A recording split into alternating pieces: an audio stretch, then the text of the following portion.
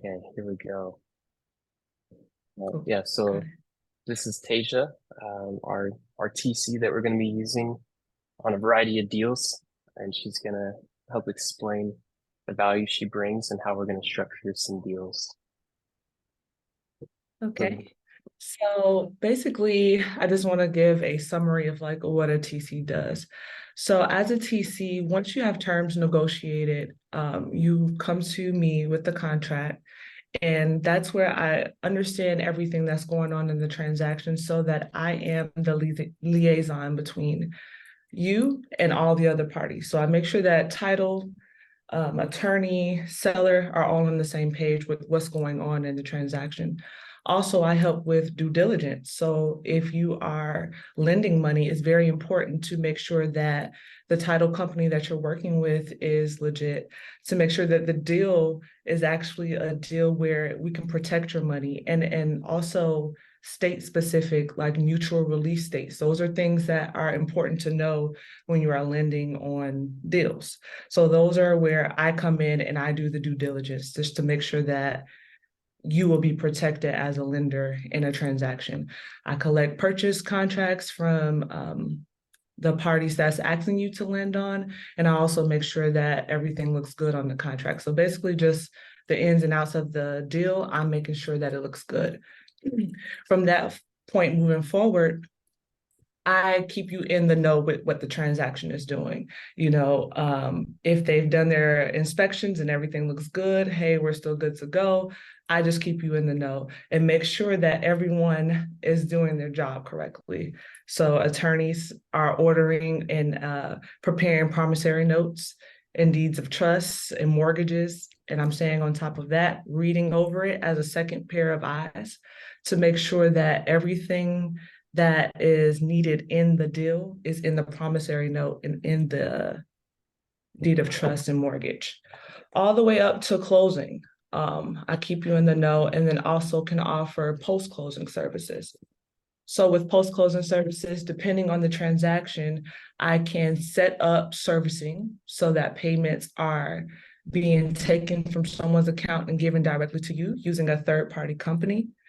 And then also, depending on deals, I also help with setting up utilities and things of that nature.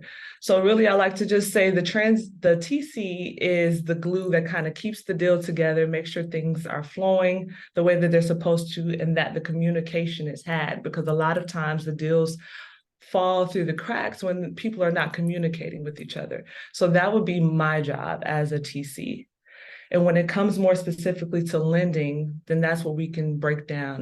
Dustin, if you want to ask me some questions, some specific questions about lending, doing a okay, transaction for lending. yeah. All right, so I'm going to pull up my screen and just look at a couple deals.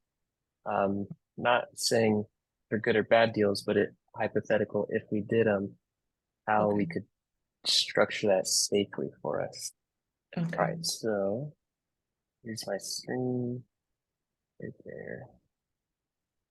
Okay, and you're able to see a Yes. little Excel file. Awesome. So just hypothetical, I know there's a lot on here, but Mm-hmm. pretend we're looking at um, this very bottom one, or the second to bottom one, 90 days. 90 days. Not even getting too caught up in the details, but pretend someone wants to lend this project money. Like each of these addresses are projects, and people are seeking funding. I guess what are the steps in general when as a lender you're sending money to a project? Like if we could just the generals, how that works. From my end, due diligence first out the gate. So to look into the purchase contract to make sure everything looks good there, and then to get in touch with title or the closing attorney to find out exactly how It just depends if it's EMD like that. We're going to need to find out if it's mutual release states or whatever the case may be. And this one, this is a bridge, so this is not EMD. We just need to make sure that, and this is probably more of an underwriting thing, but that there's enough meat on the bone per se. Yeah. So that if it's second position, that means that the first position has to get paid out, and then there would need to be enough to cover the money that the second position is going to be lending.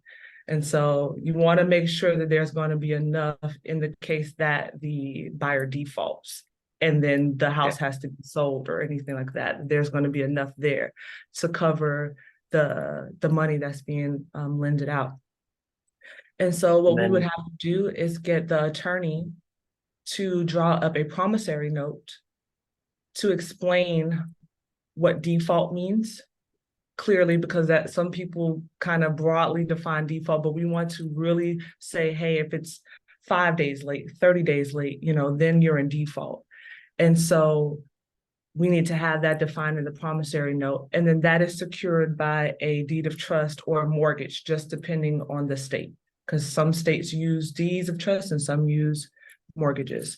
But really they're kind of one and the same. And then that just secures basically like a lien against the property. So first position would normally be their lender, so DSCR, and then the lender would be the second person in position. And that's how it would be paid out in the case of a default and there was a sale of the property. Lender goes first, DSCR goes first, lender goes second. And it's really just as simple as those two security measures, promissory note, deed of trust onto the property for that particular thing. There are instances though where investors have other properties that they own outright, and you can do a promissory note and deed of trust against those properties. And so therefore you now become first position on something else that they own that has the amount that you're lending, at least the amount that you're lending. So you're secured in that way as well. So they can use collateral that in properties that they already own or something in their portfolio that they have the right to have you put a lien against their property in the event that they default. So there are different ways we can do it. Okay. So step one, just evaluating quality of the deal, make sure there's enough meat on the bone. And then step two, everything's always done through title. Money's only sent to title, never individuals. And then you're describing how once it is, everything is recorded with the county. Absolutely. So it's very official, very the deal is made known. And so it makes it that much more legit. Okay. And then I think the last part you're saying is you could set it up so that worst case scenario, not only do you have a lien on the existing property, but you can set it up to where an additional lien is on a second property as well. Is that correct? Yeah, that just helps to create a little bit more security, because second position is always a riskier position to be in. So it definitely would help if they have something else in their portfolio that you can attach a lien to in the case of default. Okay. Awesome. And then the last question, I guess it's the main question. Pretend one of these are not short term, but pretend one of these addresses is seeking a private money partner instead of private money loan. So it's like potentially a 5-year arrangement, even more maybe, where party A finds a really good deal, whatever that may be, and then party B is bringing capital to the table for, let's say it's a down payment on a DSCR or just any sort of down payment needed. How is that typically structured? Is it usually a new LLC and then it's built into the operating agreement, or is it something different? Yep, it's exactly what you said.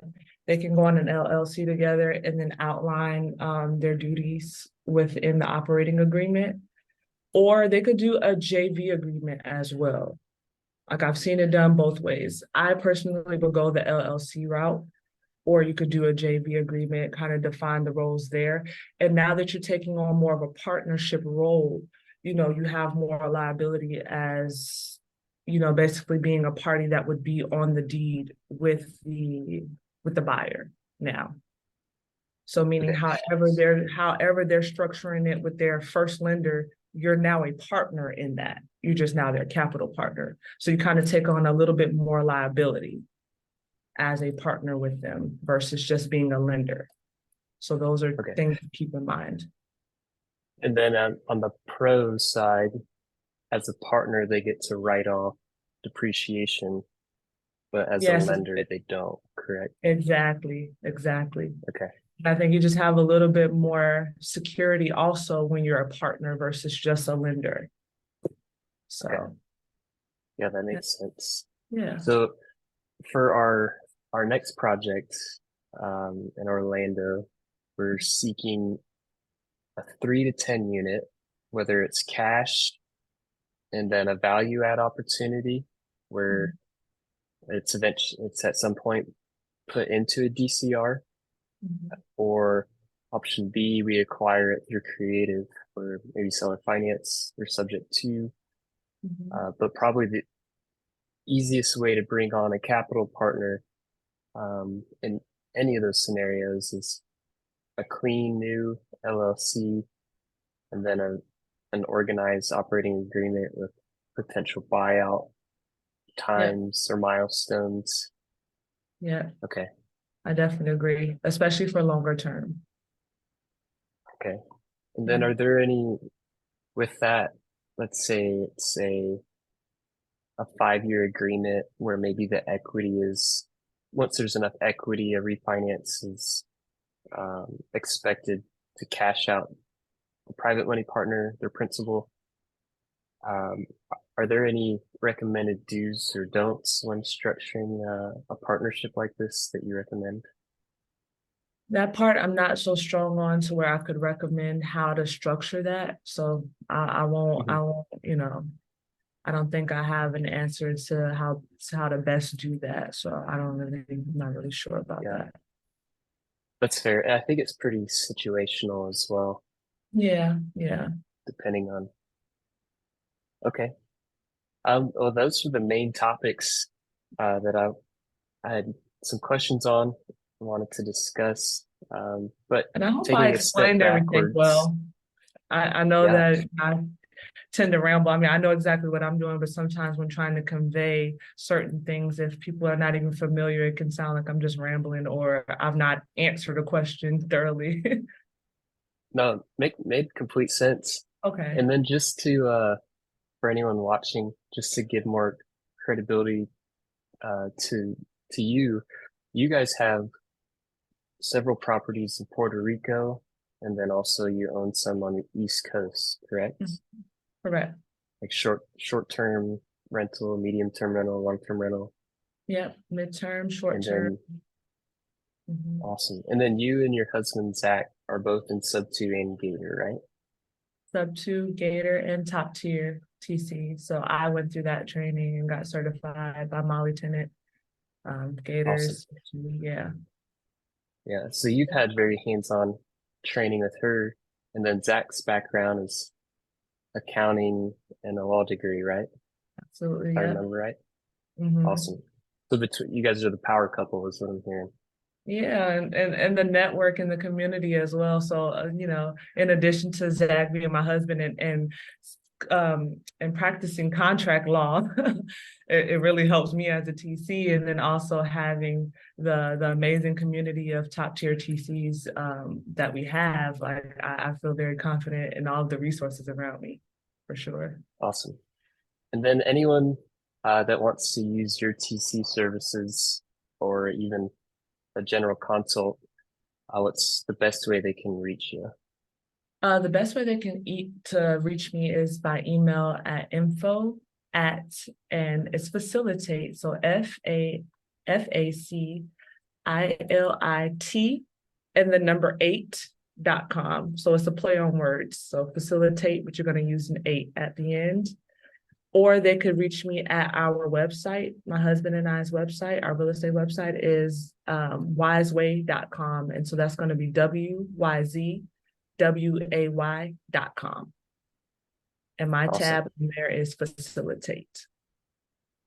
Awesome. Well, sounds good. Thank you. Thank you so much, Dustin. I look forward to working with